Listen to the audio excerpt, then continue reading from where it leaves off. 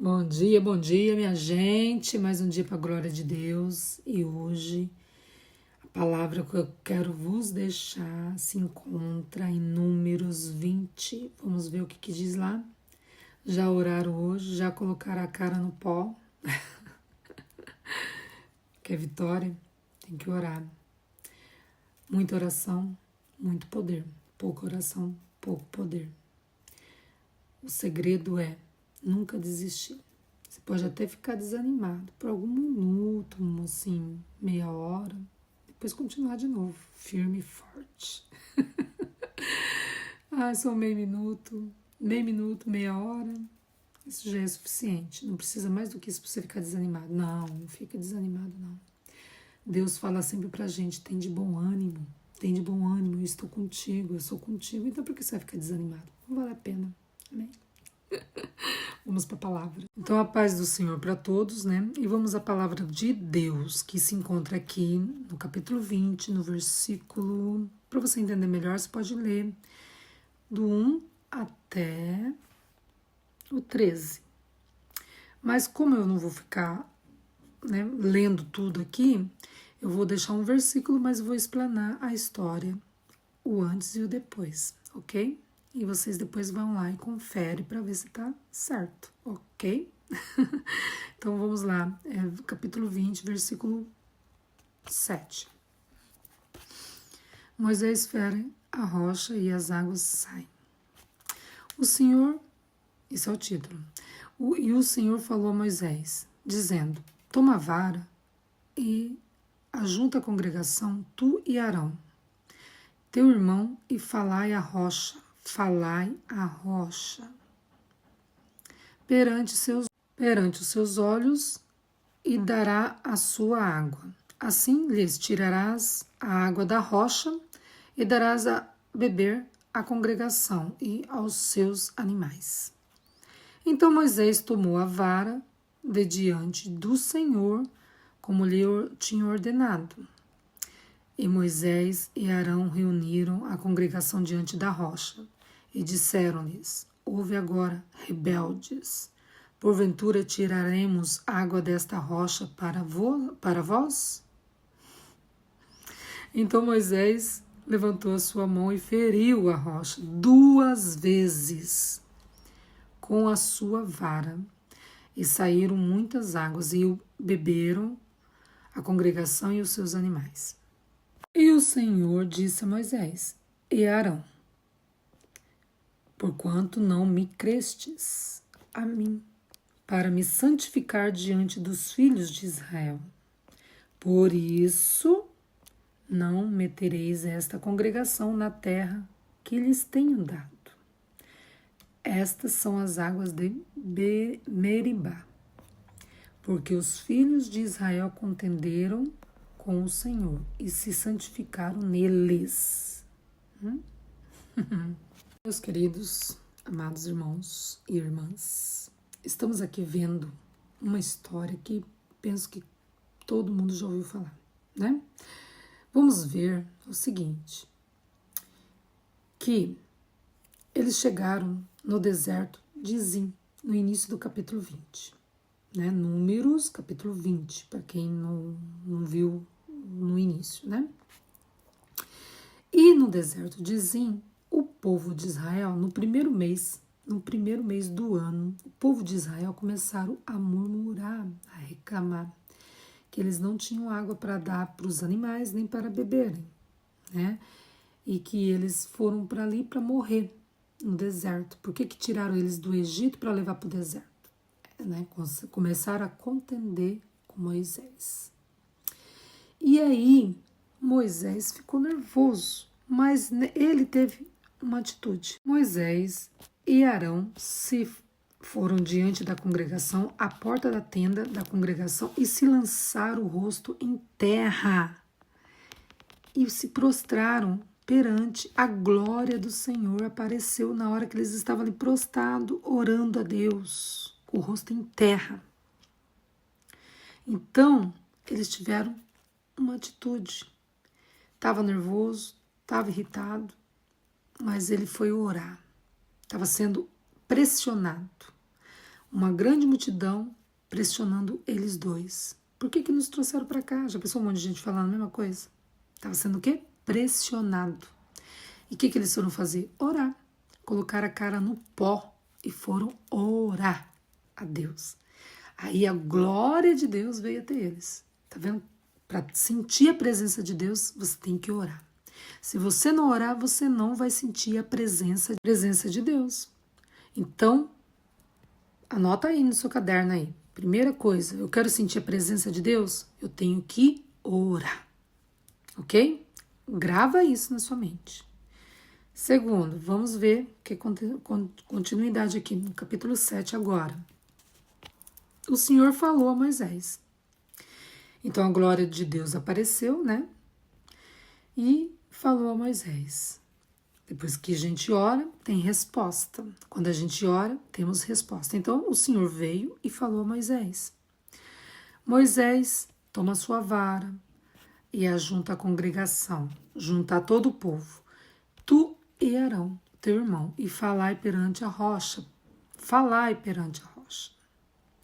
Aos seus olhos e dará a sua água. Quer dizer, era para ele chegar diante da rocha e falar com a rocha. Não era para ele bater duas vezes, era só falar, né? Mas vamos ver aqui onde foi que ele errou. Ele obedeceu a primeira parte. Ele obedeceu uma parte da ordenança de Deus.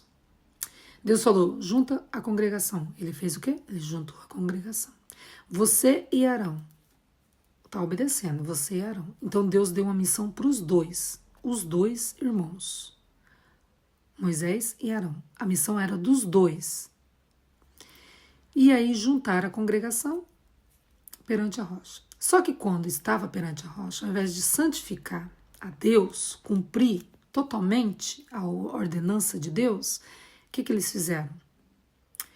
Moisés chamou o povo de rebelde, porque Moisés estava muito irado. Chamou eles de rebelde. E aí mostrou a rocha e ainda pegou e bateu 2 vezes na rocha. Será que essa rocha tem que dar água para vocês? Vemos que a missão era dos dois. Um errou, os dois erraram. Deus puniu os dois e a congregação toda, porque murmuraram a congregação. E os dois porque a missão não era para bater, e era só para falar. E ele bateu e quis dizer, tipo, será que essa rocha aqui, se eu bater nela, vai soltar água para vocês? E ele já sabia que ia dar água porque Deus já tinha falado com ele. Então era para santificar Deus, era para falar, olha, Deus falou assim, assim, ó, essa água, rocha, sai água. Era só ele falar assim, sai água da rocha. A água ia sair, era só falar, não era para bater. E ele foi e bateu 2 vezes.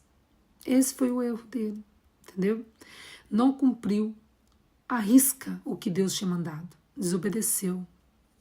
Se ele chegasse diante da rocha e falasse assim, em nome de Deus, sai água dessa rocha, não era mais fácil do que ele bater na rocha? Era mais fácil, mas ele foi e bateu na rocha, e foi 2 vezes ainda, 2 vezes. Era só para falar. Então tem situações que Deus vai dar uma missão para você fazer. Você e outra pessoa. Mas se você errar, a outra pessoa também erra. Porque é uma equipe. Deus está olhando para a equipe. Ele não está olhando para individual, ele está olhando para a equipe. E nesse caso aqui, não era só a equipe. A congregação toda pagou pelo preço. Porque todos eles não entraram na terra prometida. Todos eles. Arão logo em seguida morreu.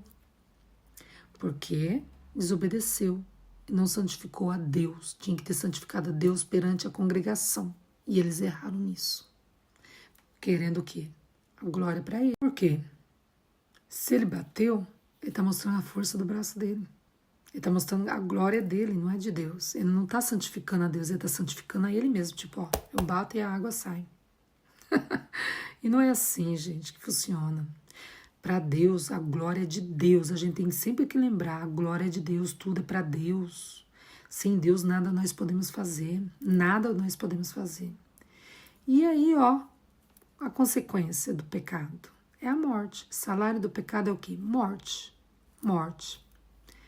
Então foi isso que aconteceu. Ele ainda xingou o povo de rebelde. Realmente o povo estava rebelde. Estava mesmo. Ele era um líder. Então ele repreendeu o povo de rebelde e bateu. Não cumpriu a ordenança como Deus mandou ele fazer. Ele fez errado.